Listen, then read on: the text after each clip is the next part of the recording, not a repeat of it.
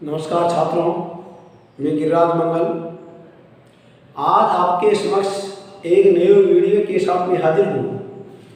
इस वीडियो में आपका बहुत बहुत स्वागत, अभिनंदन। आज अपने इस वीडियो में कक्षा 9 गणित प्रश्नावली 4.3 दो चरों वाले रैखिक समीकरण जिसके भाग 5 के बारे में अध्ययन करेंगे। अभी तक अपन को दो चरों वाले रैखिक समीकरण दिया गया था, उनके माध्यम से अपन ने आलेख खींचा या फिर आलेख दे रखा था, तो अपन ने उससे संबंधित जो समीकरण है उसकी जांच की कि इस आलेख का अभिष्ट समीकरण क्या होगा। आज अपन इस वीडियो में भाषा के अनुसार अपन को समीकरण बनाना है और समीकरण बनाने के बाद फिर उसका आलेख भी अपन को खींचना है। तो देखिए, भाषा अपन को किस प्रकार से देती है वो देखिए आप। एक नजर में टैक्सी का किराया निम्नलिखित है, वो कैसे है वो आप देखिए। पहले 1 किलोमीटर का किराया 8 रुपये, यानी हम शुरू में जब कहीं भी जाएंगे, कितनी भी दूरी पर जाएंगे, तो प्रथम 1 किलोमीटर का किराया तो 8 रुपये है। उसके बाद की दूरी का किराया, उसके बाद हम जितनी भी दूरी जाएंगे उसका किराया कितना है, 5 रुपये प्रति किलोमीटर के हिसाब से है। तो इसका एक रैखिक समीकरण आपको लिखना है और आलेख भी अपन को खींचना है। तो देखिए, यहां अपन ये मानेंगे, ध्यान देना, अपन ये मान लें कि प्रथम यानी किराए की जो दर है, ध्यान दीजिए, किराए की दर जो अपन को देती है वो नहीं दे रखी, कितनी दूरी चली वो नहीं दे रखी। तो ध्यान दीजिए, यहां अपन लिखेंगे मान। देखिए, अपन को किराए की दर तो दे रखी है, किंतु अपन को इसमें जो है वो कुल किराया अपन को नहीं दे रखा। तो देखिए, यहां माना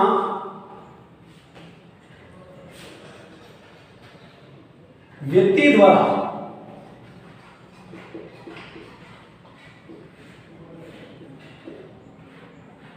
चली गई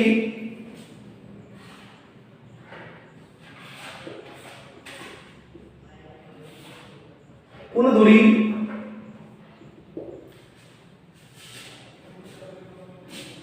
1 किलोमीटर तथा कुल किराया y रुपए है, ये अपन मान लेते हैं। ध्यान देना, अपन ने क्या माना है, माना व्यक्ति द्वारा चली गई कुल दूरी। अपन को पता थोड़ी है कि व्यक्ति कितनी दूरी चलेगा, कुल दूरी 1 किलोमीटर है तथा उसका कुल किराया कितना है, y रुपए है।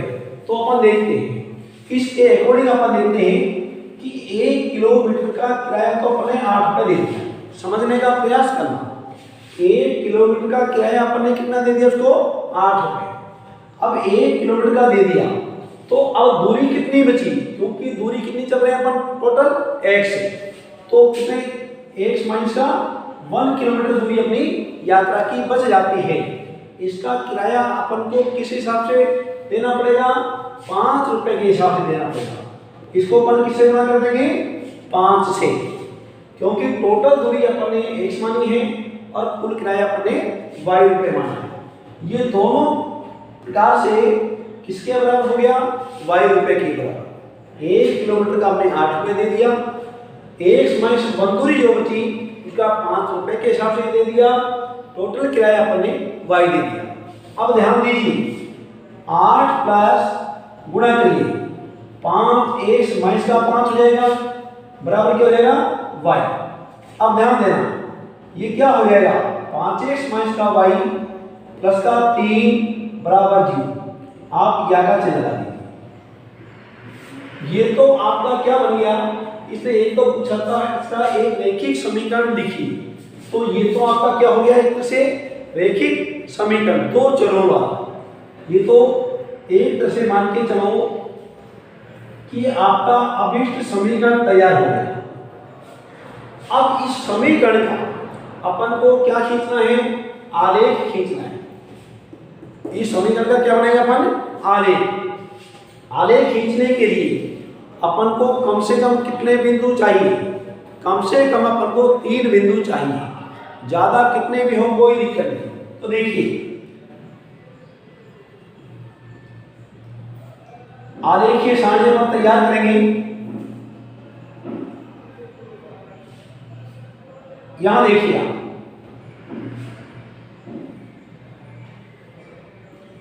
कम से कम 3 बिंदु अपन निकालेंगे, ज्यादा भी निकाल सकते हैं। समीकरण 5x - y + 3 = 0 से, ध्यान देना 5x + 3 बराबर क्या हो गया, y। इसको अपन क्या लिखते हैं, y = 5x + 3 अपन इसको लिख सकते हैं। ये हमने पक्षांतर नहीं किया, दोनों पक्षों को ही चेंज कर दिया। तो इस कंडीशन के अनुसार अपन यहाँ निर्देशांक सारणी बनाएंगे। यहाँ y का मान अपने आप प्राप्त हो जाएगा, x का मान अपन को रखना है। मान लीजिए अपन ने x का मान 0 ही रख दिया, तो ध्यान देना 5 × 0 + 3 ये तो 0 हो जाएगा, और यहाँ पर 3 अपन को प्राप्त हो जाएगा। यहाँ मान लीजिए अपन 1 रखते हैं, तो 5 × 5 और 3 कितना हो जाएगा, 8 हो जाएगा। ये 8 प्राप्त हो जाएगा। अपन यहाँ पर मान लीजिए माइनस का 1 रखते हैं, ध्यान दीजिए, तो 5 × 5 माइनस का हो गया, प्लस का 3 है, माइनस के 5 में 3 जोड़ेंगे तो कितना रह जाएगा, माइनस का 2 रह जाएगा। ये माइनस का 2 रह जाएगा। अगर मान लीजिए अपन यहाँ माइनस का 2 रखते हैं, ध्यान देना, तो कितना हो जाएगा, 5 दूनी 10, और 10 में से 3 जाएगा, क्योंकि ये तो माइनस का हो रहा है, 3 प्लस का है, तो माइनस का कितना हो रहा है, 7 हो रहा है। ये देखिए, अब ऐसा नहीं है कि अपन जितने बिंदु प्राप्त करें उतने ही आलेख में दर्शाएं। हमारी सुविधा के अनुसार जितने भी अपन दर्शा सकते हैं उनको अपन को दर्शाना है। तो अब देखिए यहाँ अपन को जब आलेख खींचना है तो x में कोई दिक्कत नहीं आएगी, ज्यादा बिंदु नहीं है। y में अपन अगर इन पूरे बिंदुओं को काम में लेते हैं तो 8 ऊपर और 7 नीचे ज्यादा हो जाएंगे, तो आप इसको जरूरी नहीं कि इसको हम काम में लें, हम इनके द्वारा भी कार्य कर सकते हैं। तो देखिए यहां आलेख अपन खींच लेंगे, 1 2 3 4, 1 2 3 और यहाँ 4। यहाँ अपन को केवल 8 चाहिए y की तरफ, तो ध्यान देना 1 2 3 4 5 6 7 8 हो जाएंगे। 1 2 3 4 5 6 7 और 8। जितने खाने अपन को चाहिए वो आप पर्याप्त मात्रा में लें। माइनस का 1, माइनस का 2, माइनस का 3 और माइनस का 4।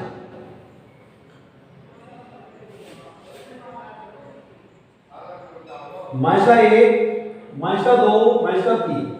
फिर जितने भी बिंदु की आवश्यकता पड़ेगी देख लेंगे। यहां आप देखिए, यहां आपको क्या करना है, x और यहां पर एक डेश लिखना है, यहां y लिखना है और नीचे की तरफ आपको y डेश लिखना है। अब देखिए ये आपका पूरा कार्यतल होता है, ग्राफ पेपर होता है, उसमें आप दोनों अक्ष खींचते समय आपको मूल बिंदु से x की तरफ कितने खाने चाहिए और y यानी एक डेश की तरफ कितने खाने चाहिए, इसको देखते ही अपन y को खींचें। ये विशेष रूप से ध्यान दें। और x अक्ष को खींचते समय अपन को मूल बिंदु से ऊपर y की तरफ कितने चाहिए, नीचे कितने चाहिए, इसका चयन करने के बाद फिर आप एक्स अक्ष को खींचिए। अब हम देखते हैं, ध्यान देना यहां अपन क्या करेंगे, सबसे पहले 0,3 यानी निर्देशांक क्या प्राप्त होगी, देखिए ये निर्देशांक हो जाएगा 0,3 1 8। इसके बाद में माइनस का 2 माइनस का 1 माइनस का 2, और इसको अपन काम में ले नहीं रहे और लेना चाहो तो आप ले सकते हैं, ऐसी कोई दिक्कत नहीं है। आपके पास पर्याप्त जगह है, -4 -5 -6 -7। इस प्रकार से आपके पास यदि पर्याप्त खाने हैं तो आप बिंदुओं की संख्या ज्यादा भी ले सकते हैं, किंतु 3 बिंदु कम से कम होने चाहिए।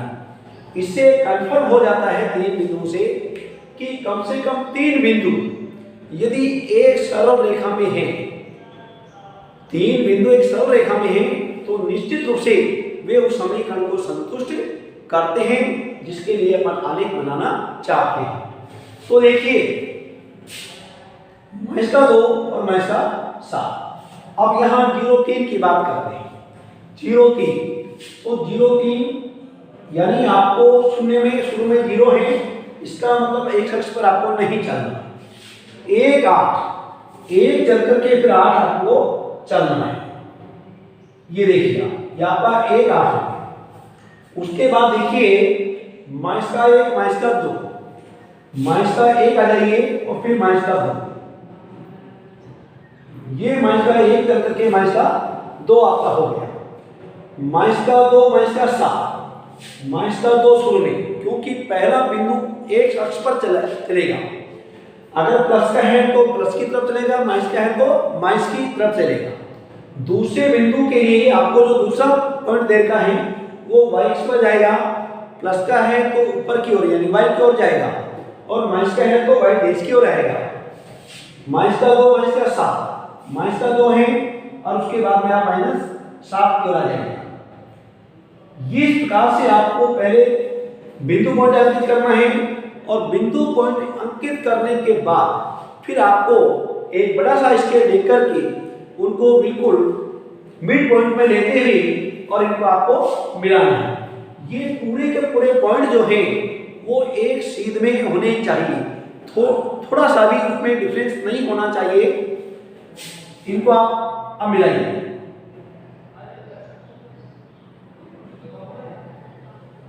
ये आपने मिला दिया, मिलाने के बाद फिर आप इसको इस बिंदु से मिलाएंगे।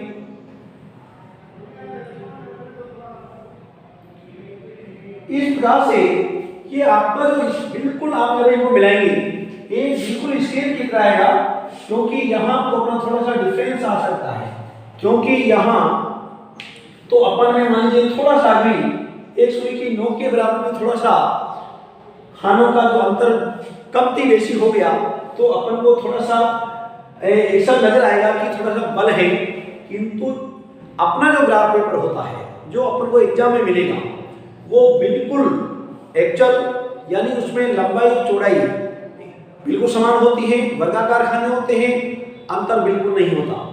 तो इसलिए वहां आपको बिल्कुल भी अंतर नजर नहीं आएगा। तो देख लीजिए वैसे भी आपको बिल्कुल 99% बिल्कुल एक सीध में नजर आ रहे हैं पूरे बिंदु। तो यहाँ अब अपन को बिंदु भी लिखना है, तो यहाँ क्या लिखेंगे, ये 0,3 वाला था, यहाँ 1 और 8 वाला बिंदु था। यहाँ पर क्या था, माइनस का 1 और माइनस का 2, और ये बिंदु जो था वो क्या था, माइनस का 2 और माइनस का 7। इस प्रकार से आपको जिधर भी जगह मिले उधर आप इन बिंदुओं को लिख दीजिए। और लिखने के बाद एक बात का ध्यान और रखना है कि आपको जो समीकरण का आलेख आपने खींचा है वो समीकरण भी अपन को इस आलेख पर दर्शाना है, चाहे वो 2 समीकरण वाला आलेख हो चाहे 1 समीकरण वाला हो।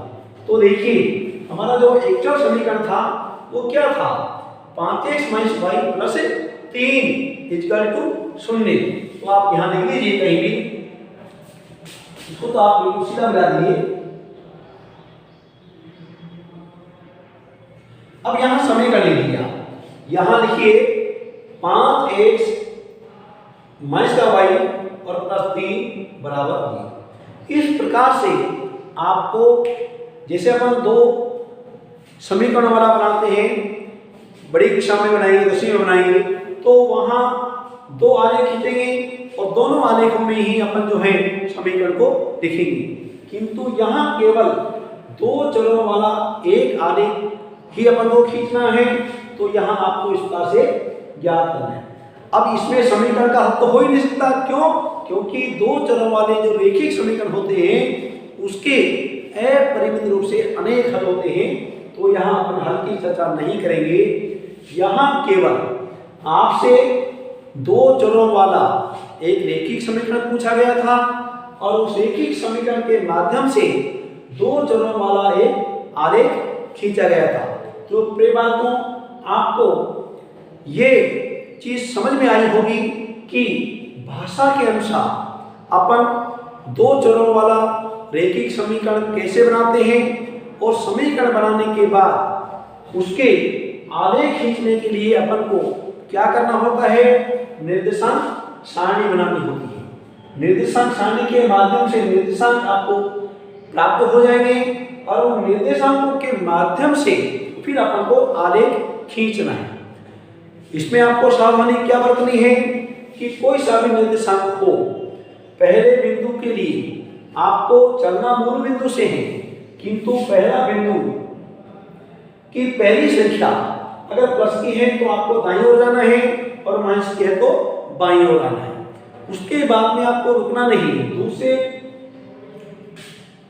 संख्या को देखना है, वो यदि प्लस की है तो ऊपर की ओर जाना है और माइनस की तो आपको नीचे की ओर आना है। इस प्रकार से आप वहां बिंदु अंकित करके समस्त बिंदुओं को आप मिलाएंगे तो आपका अभिष्ट आलेख तैयार हो जाएगा। तो प्रिय बालकों, आप जो है हमारे वीडियो को आप निरंतर देखते रहें और आने वाले वीडियो के लिए आप जो है बिल्कुल तैयार रहिए। तब तक के लिए बहुत बहुत धन्यवाद। जय हिंद।